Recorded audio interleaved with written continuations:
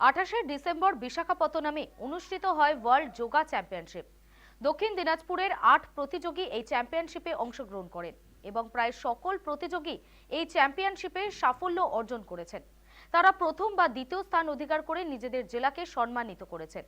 এদিন তারা বালুরঘাটে পৌঁছানো মাত্রই বালুরঘাট স্টেশনে বিংশ শতাব্দী যোগা একাডেমির পক্ষ থেকে তাদের সংবর্ধনা জানানো হয়। এই প্রসঙ্গে প্রতিযোগীদের কোচ সোমনাথ দত্ত জানিয়েছে, ওয়ার্ল্ড যোগা চ্যাম্পিয়নশিপে আমাদের যে প্রতিযোগীরা অংশগ্রহণ করেছিল তারা প্রত্যেকেই পুরস্কৃত হয়েছে।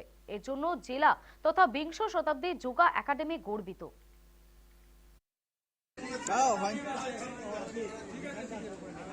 2024-এ ভাইজ্যাক বিশাখাপত্তনমে ওয়ার্ল্ড কাপ হয়েছিল। সেখানে গোটা 8 দেশ পার্টিসিপেট করে। আমাদের 3 জন ফার্স্ট পজিশন,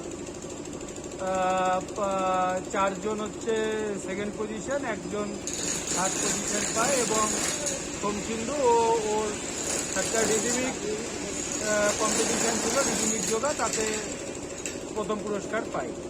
এই টোটাল আমাদের 8 জনই বিভিন্ন স্থান অধিকার করে। খুব ভালো লাগছে।